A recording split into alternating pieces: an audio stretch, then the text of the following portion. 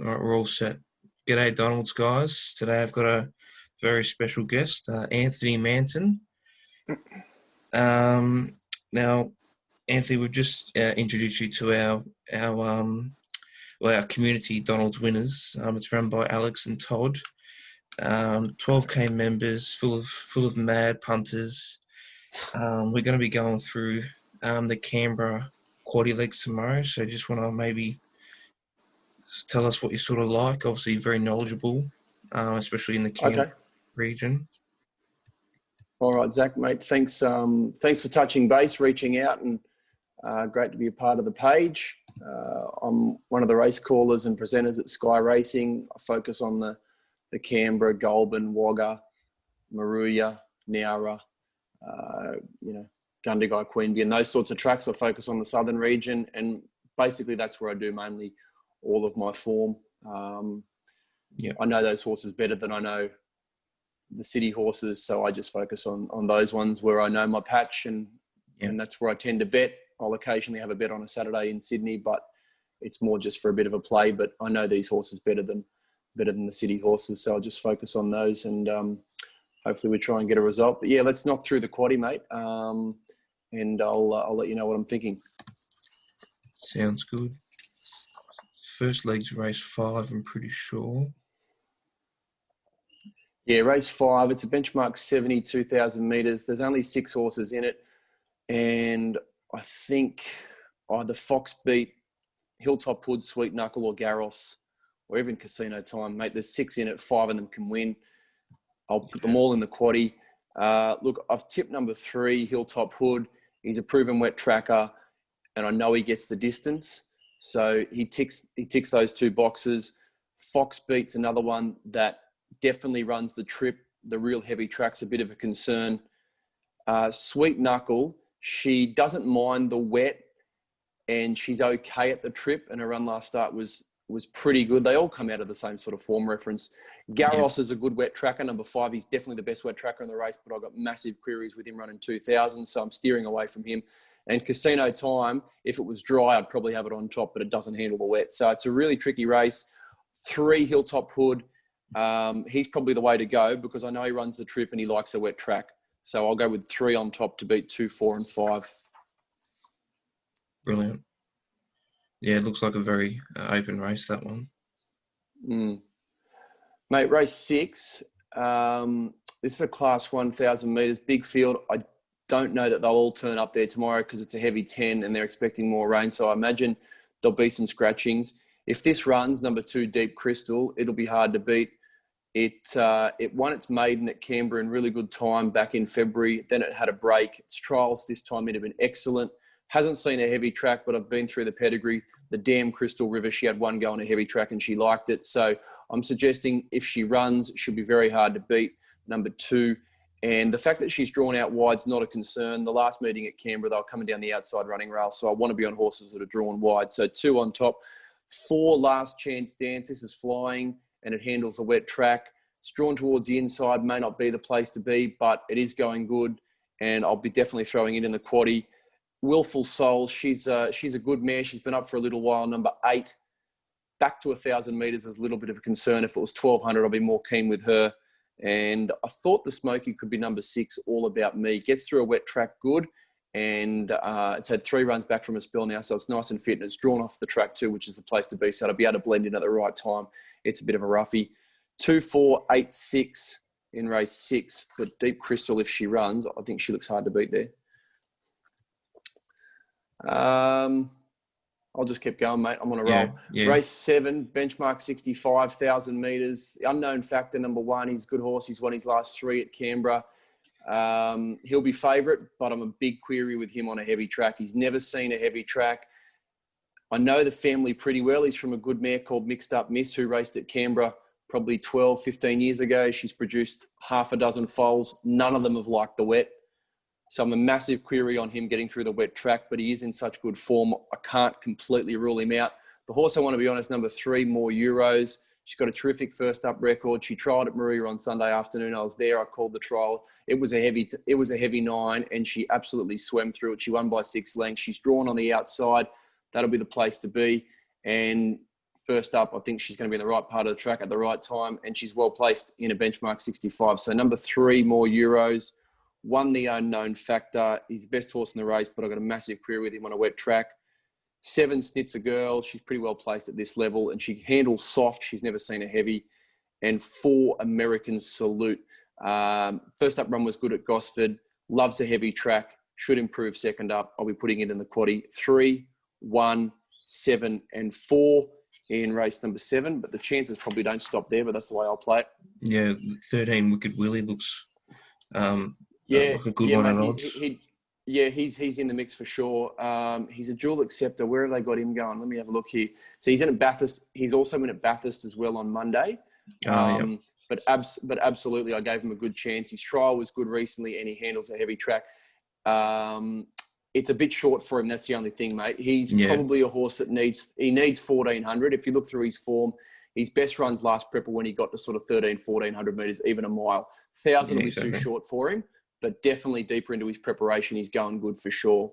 And you could, absolutely, you could throw him into the quaddie, but I'll be waiting for him once he gets to 1,300 metres. It's a bit short for him, 1,000, I reckon. Yep. And mate, in the last race number 8, this one is benchmark 60, 1,400 metres. Didn't really know which way to go here, mate. I'm tipping a roughie if it gets a start. 16, Supreme Lad. There's no jockey listed. It's a dual acceptor. If it gets a start down in the weights, this could run well. It's second up.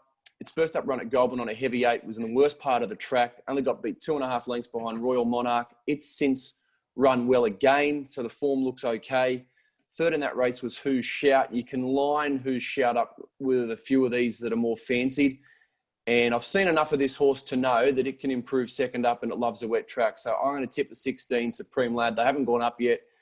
Let me have a look here. Mate, it was well backed first up. Like it was well backed in a benchmark 58 at Goulburn. It was 550 to 370, which says to me the stable thinks this horse is flying. Yep. And they might have just went off one run too soon.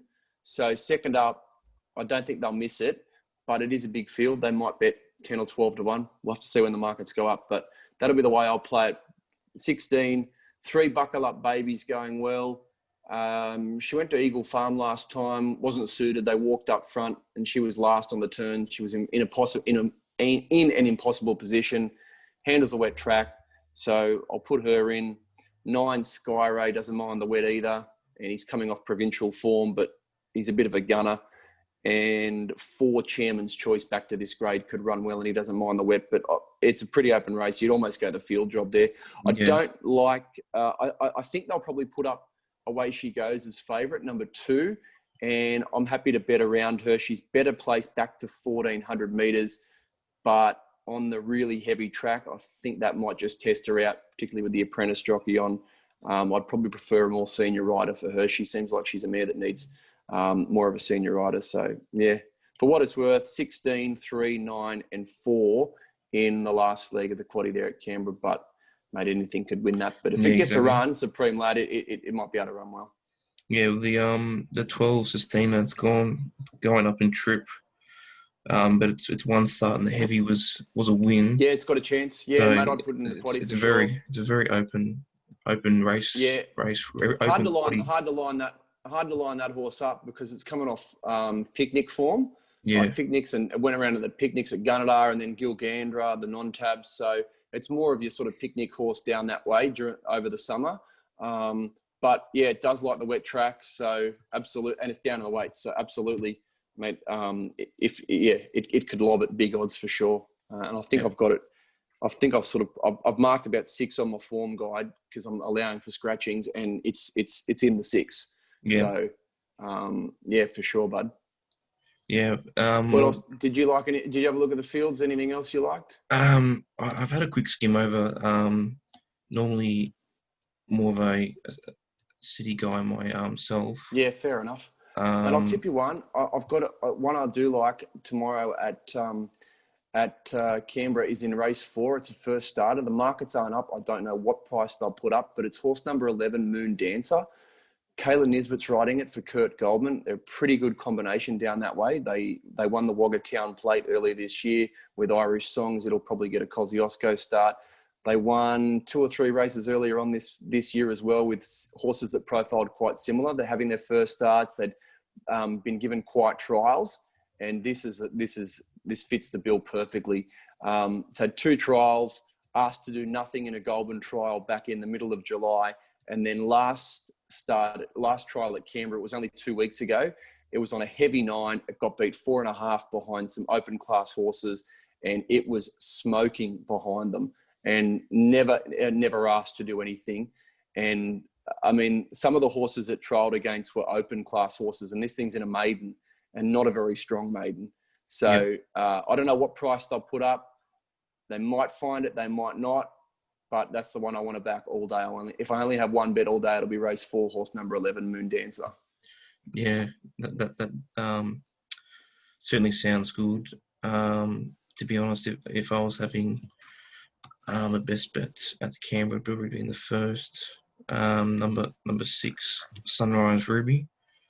Can you give us a bit of insight into that? Yeah, she's not going to run, mate. Yeah, she's not running. I know Mitch Beard pretty well. I texted him earlier on in the week, and she's not running because the wet track first up, and particularly gate number 1 at Canberra. Yeah, that's what I thought.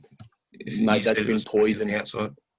Yeah, gate 1 at Canberra when it's wet is poison, and Mitch is a pretty smart fella. The horse is going too well to ruin his chances first up on a heavy track, so he'll save her for another day. But yeah, you're right. When I first picked up the form guide, it was the obvious one, and then I text Mitch once I sort of knew we were working on a heavy 10, and I said, "What are you doing?" And he said, "No, we're not going to run. Unlikely we'll run, so don't hold me to it." He's got Proviso in the same race as well. Yeah, it could very well. Yeah, it could very well run. He's got a number of other runners on the day, so I'm not suggesting that he's going to scratch them all. I know he's got a big opinion of Sunrise Ruby. He really likes this filly, and she's going too well to put her on a track where the inside's probably not the place to be, and she's drawn gate number 1. He can save her for a race at Wagga next Thursday, for example, showcase class 1.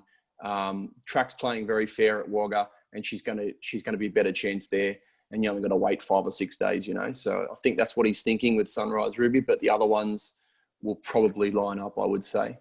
Yep. Oh no, it's thanks for going through the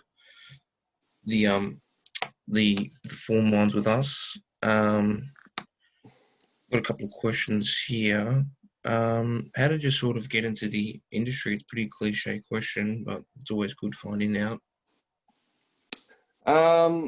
My grandfather was a small punter. I grew up in the country. I'm from Gundagai, and my grandfather was a small punter, so he would just watch the races on a Saturday.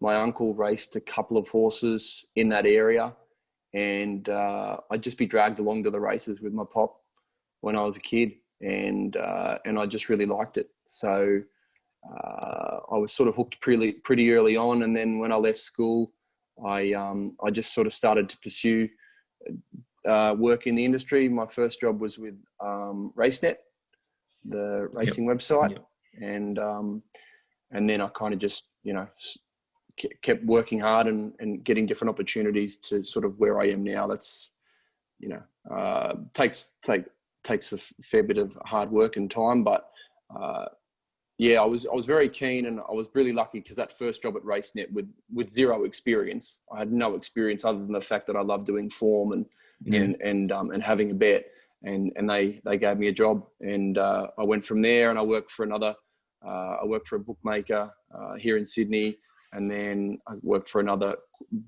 corporate bookmaker, and then I was sort of pursuing race calling on the side, and that's kind of the snapshot, Zach. Snapshot. There's probably a bit more to it, but that's the snapshot anyway. Yeah, no, that's the way. And sort of, I know, obviously you say a lot of hard work, a lot of homework involved, I guess, as well, you could say. Spent into with my role at the moment, I'm sort of I'm calling sort of 2 or 3 times a week thoroughbreds, and then there's probably another a trots meeting thrown in there, and maybe a studio commitment I probably spend most of my time doing the form for, the area that I'm covering, and I seem to be sent south. So that Canberra region now is sort of the area that I focus on. And I spend most of my time doing the form and having a bet in that region. But even if I've got to, call the trots meeting at some stage during the week, I obviously, print off the form and have a bit of a look through them. And I'm not as across the form with the trots as I am with the gallops, but that's this, with the role that we've got at Sky, you have to prepare and submit tips, and you have to have a bit of an idea of who's running and where they're going to be and that sort of thing. So quite a bit of prep work. I mean, I'm going to the races tomorrow at Canberra, and I've sort of spent I spent about 3 or 4 hours yesterday, and I just knocked off the rest of my form this afternoon before you called. So probably a good 5-6 hours worth of form for one meeting. But I probably don't need to spend that amount of time on it, but I do because I want to have a bet. So, yeah, exactly. That's probably why I spend a bit more time on it than I need to. But I want to have a bet, and that's what I love to do. Yeah, exactly. Everyone at Donald's, thanks you for your time, and we'll be sure to get you on for another style of these videos. Happy to, mate. That's happy to anytime. Thanks for including me on the page, and hopefully we can try and find a winner along the way. And I've liked the group now on Facebook, so look forward to sort of following everyone's tips, and particularly on days that I'm not working, I can log on and if you guys are working hard doing the form at those out wide joints that I don't know anything about, then I'll cop the tips somewhere and have a bet. Yeah, brilliant. I'll just stop recording now.